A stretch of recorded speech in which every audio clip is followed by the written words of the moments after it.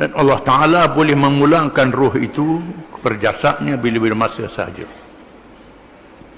dengan cara yang tak boleh dipikir oleh kita, yang lain pada alam dunia.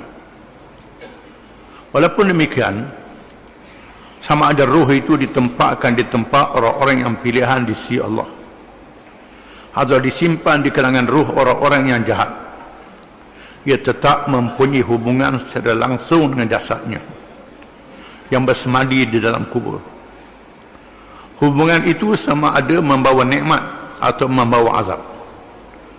Dan sabit di dalam hadis yang sahih bahawa orang-orang yang mati itu mengetahui orang yang menziarahi kuburnya. Di antaranya hadis yang diriwayatkan oleh Ibnu Abdul Bar yang sahih dari Ibnu Abbas radhiyallahu anhuma. Allah Ta'ala mengembalikan ruh pada jasad, disebut dalam hadis-hadis yang banyak. Di antaranya hadis sahih riwayat Ibnu Abdul Bar, ma min ahadin yamurru biqabri akhihi al-muslim kana ya'rifuhu fid dunya fayusallimu alayhi illa rudda alayhi ruhuhu hatta yarudda alayhi salam. Rawahu Ibn Abdul Bar wa ghairuh. Artinya tiadalah seseorang itu melalui kubur saudaranya yang pernah ia mengenalinya di dunia, lalu ia memberi salam kepadanya, malaikat dikembalikan kepadanya akan rohnya sehinggalah ia menjawab salam itu. Oleh kerana itu Nabi SAW beri salam kepada kubur yang dilalui, yang dikenali kalangan para sahabatnya, dan disebut bahawa si mati mengenali orang yang melalui kuburnya dan memberi salam. Allah Ta'ala balikkan roh pada jasad dia dan jawab salam itu. Kita tidaklah merasa ganjil berlakunya ini apabila Allah telah mengurniakan kemampuan kepada manusia di dalam dunia moden ini. Alat-alat perhubungan cepat seperti wireless, pemancar radio dan TV yang dapat menghantarkan maklumat dengan cepat, dan perkara menghubungkan ruh orang yang mati dengan jasadnya adalah terlalu mudah di sisi Allah Subhanahu wa Ta'ala. Kita melihat dalil Allah Ta'ala tunjuk di alam dunia ini bagaimana manusia diberi sedikit ilmu boleh menangkap suara dengan gelombang, menangkap gambar dengan gelombang saja. Maka disiarkan dalam radio, wireless, TV, telefon tanpa wayar, boleh dihubungkan. Ini dengan sedikit ilmu yang Allah Ta'ala beri pada manusia. Wa ma utitum minal ilmi illa qalila. Dan telah beri pada kamu daripada ilmu malaikat sedikit saja. Sikit saja ilmu itu. Ilmu Allah Ta'ala tidak sehingga. Maka jangan berasa pelik. Allah Ta'ala boleh mengembalikan ruh pada jasad. Oleh itu tidak benar dan salah. Tidak benar dan salah, bukan setelah itu salah. Tidak benar dan salah. Pendapat ahli falsafah dan orang-orang Nasrani, Kristian, yang menganggap nikmat syurga itu dari segi ruh semata-mata, terpisah terus dengan jasadnya. Pendapat seperti ini tidak syok lagi dari segi batilnya, salahnya di sisi orang yang mengenal Allah dan beriman dengan Rasulullah SAW. Kerana hujah-hujah yang dikemukakan oleh ahli-ahli falsafah dan orang-orang Nasrani itu hanyalah berpandukan kepada akal semata-mata yang sudah pastilah banyak kelemahan-kelemahannya. Beberapa ahli falsafah mengatakan tak ada dah habis dah. Bila mati tak ada apa. Tak ada apa, hubungan dengan roh jasad tak ada. Orang Nasrani pula mengatakan roh saja, tak ada hubungan dengan jasad. Pendapat ni salah, tak betul. Begitu juga pendapat beberapa agama yang lain. Ada agama yang mengatakan bahawa tanasukhul arwah, ruh masuk dalam makhluk-makhluk yang lain, masuk dalam buaya, dalam rimah, dalam singa, dalam ular, dalam macam-macam. Termasuklah agama mengatakan roh masuk pula dalam anak yang dilahirkan. Jadi mereka yang mati ini lahir pula melalui anak yang dilahirkan. Ini semua tak betul, salah. Salah mengikut Al-Quran dan hadis Nabi SAW, di mana Allah Ta'ala telah menunjukkan mukjizat ilmu daripada Al-Quranul Karim. Apa yang Quran beritahu adalah betul. Di antaranya Allah Ta'ala tunjuk bagaimana Nabi Muhammad SAW dilahirkan di bumi Mekah yang terpencil jauh daripada tamadun dunia. Rakyatnya buta huruf. Dilahirkan Nabi SAW dalam keadaan buta huruf, tidak mengaji dengan golongan ahli kitab, tak belajar dengan sesiapa, tidak tahu membaca dan menulis. Allah Ta'ala turunkan Al-Quran itu dan terus diingat, dihafal oleh Nabi SAW. Dan Quran itu dibaca. Menanyakan Quran itu adalah ilmu daripada Allah Ta'ala. Quran menyebut tentang perkara yang sudah berlaku. Kisah Nabi Nuh, kisah Nabi Hud, kisah Nabi Saleh, kisah Nabi Lut, kisah Nabi Musa dan Fir'aun disebut dalam Quran. Allah Ta'ala tinggalkan tanda-tanda tamadun-tamadun yang menentang Nabi-Nabi dan Rasul-Rasul. Di Iran, Iraq dan Syria masih ada tanda-tanda kerajaan Namrud yang melawan Nabi Ibrahim alaihissalam.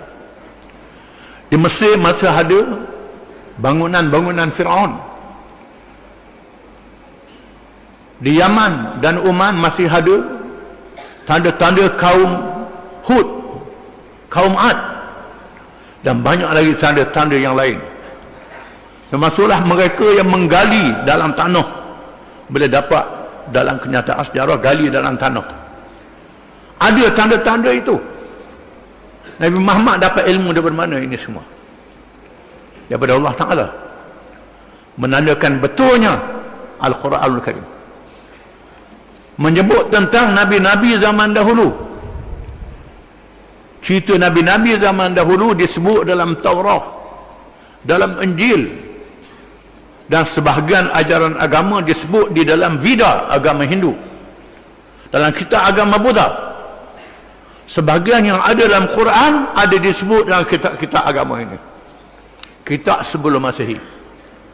Cuma kitab-kitab ini sebahagiannya diubah dan dipindah oleh padri-padri dan sami-sami. Tetapi asas kepercayaan, asas agama ada dalam kitab-kitab ini, sama dengan apa yang ada dalam Al-Quranul Karim. Wala in sa'altahum man khalaqas samawati wal ard la yaqulunna Allah. Jika orang tanya mereka siapa yang menguasai seluruh langit dan bumi, menjadikannya, semua kata Allah, mengikut bahasa masing-masing. Yang jadi masalah, mereka lantik malaikat jadi Tuhan, lantik batu jadi Tuhan, lantik makhluk-makhluk jadi Tuhan. Itu sudah menyeleweng. Tetapi asas percayaan pada Allah itu ada dalam Al-Quranul Karim. Kemudian cerita-cerita yang ada pada hari ini tentang matahari, bulan, bintang cakrawala yang ada di langit, angkasa lepas, disebut dalam Al-Quranul Karim. Ahli-ahli sains angkasa lepas pada hari ini menggunakan alat-alat untuk mengesan bulan, matahari, bintang, cakrawala di langit dan peredarannya. Mengikut apa yang ada dalam Quran. Terdapat kajian-kajian awal lain dengan Quran. Mereka kata Quran bohong. Akhirnya dengan alat yang lebih baru didapati betul macam Quran beritahu, menandakan benarnya Al-Quranul Karim. Termasuklah dalam masalah politik, masalah ekonomi, masalah undang-undang. Carilah apa penyelesaian politik, ekonomi dan undang-undang lain pada Quran. Tak politik baik, ekonomi, undang-undang mengatasi masalah jenayah, hubungan antarabangsa. Kalau lari pada Quran, tak boleh selesai masalah. Di sini menyebabkan orientalis ialah mereka yang mengkaji Al-Quranul Karim terjemahannya saja dan mengkaji lebih mendalam melalui bahasa Al-Quran, menyerahkan. Maka begitulah juga Quran mengesahkan perkara gaib, perkara malaikat, perkara roh, perkara hari kiamat. Sudah tentu benar apa yang ada dalam Quran ini. Jangan main-main, kena percaya. Maka semua kepercayaan yang lain pada Quran adalah salah. Bahkan termasuk dalam kepala orang Melayu pun, kepala orang Melayu yang sudah menganut Islam tapi pengaruh lama masih ada. Kononnya roh datuk nenek dia duduk dalam ikan kacang, duduk dalam buaya, duduk dalam ni. Ini adalah saki baki ajaran jahiliah yang lama, yang tak sempat diajar oleh ulama-ulama zaman dahulu. Ulama zaman dahulu Islam sempat ajar sembahyang je, sempat ajar benda-benda, tak sempat nak ajar benda macam ni. Oleh kerana itulah masih ada kalangan Tok Bomo, kalangan Tok Nujung, kalangan macam-macam duduk percaya benda-benda yang macam ni. Di mana roh orang mati duduk dalam ni macam-macam. Hari yang ke-7 balik, hari yang 40 balik, hari ni balik. Ini semua sagi baki ajaran zaman dulu yang tak sempat dihapuskan oleh ulama-ulama kerana perbahasannya panjang. Mereka dulu bincang sekadar yang patut pada masa itu sahaja. Maka kita kena mengaji lagi, kena faham lagi, kerana ilmu Allah Ta'ala sangat luas. Kita kena tahu Al-Quranul Karim adalah petunjuk, mukjizat ilmu yang diberi oleh Allah yang tak mati sehingga hari kiamat. Ibn Abdul Bar rahimahullah telah berdalilkan dengan sabda Rasulullah sallallahu alaihi wasallam, inna ahadakum idza mata uridu alaihi maq'aduhu buanta tu tak ada titik di atas, bil ghadati wal ashi in kana min ahli al jannati. Tu banyak salah dia ni. In kana min ahli al-jannati fa min ahli al-jannah wa in kana min ahli an-nar fa min ahli an-nar fa yuqalu hadha maq'aduka hatta yab'athaka Allah yawm al-qiyamah. Rawahu al-jamaah illa Aba Daud. Artinya sesungguhnya seseorang di kalangan kamu apabila mati dibentangkan kepadanya tempat duduknya di waktu pagi dan petang. Jika ia di kalangan ahli syurga, maka termasuklah ia di kalangan ahli syurga. Dan jika ia ahli neraka, termasuklah ia di kalangan ahli neraka. Lalu dikatakan kepadanya, inilah tempatmu sehingga Allah membangkitkan kamu pada hari kiamat. Ini hadis yang sahih. Dengan menyatakan bahawa hadis tersebut menjadi dalil bahawa roh itu berada di halaman kuburnya, beliau menegaskan makna pendapatku ialah berada di halaman kuburnya. Kadang-kadang ia berada tidak di halaman kuburnya, bukannya ia tidak meninggalkan halaman itu. Bahkan ia seperti dikatakan oleh Al-Imam Malik bahawa roh itu berjalan di mana ia menghendakinya, mengikut ketentuan Allah Subhanahu Wa Taala. Kita tak tahu, ini alam gaib. Berkata guru kami Syekh Abdul Aziz bin Baz rahimahullah, bukan hafizahullah, rahimahullah, dia dah mati dah. Masa tulis ni duduk lagi, ni dah mati, rahimahullah.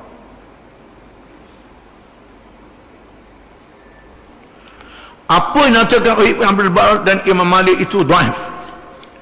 Pendapat ini lemah kerana mengenalahi zahir Al-Quran yang menyatakan bahawa ruh itu dipegang di sisi Allah Subhanahu Wa Taala dan mengurniakan kepadanya nikmat dan azab menurut kehendaknya, dan tidaklah terhalang dibentangkan kepadanya nikmat atau azab dan dirasakan juga oleh jasadnya menurut kehendak Allah.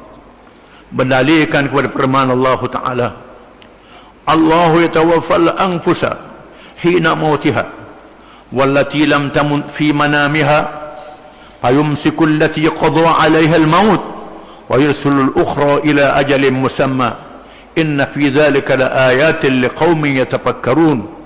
Surah Az-Zumar ayat 42.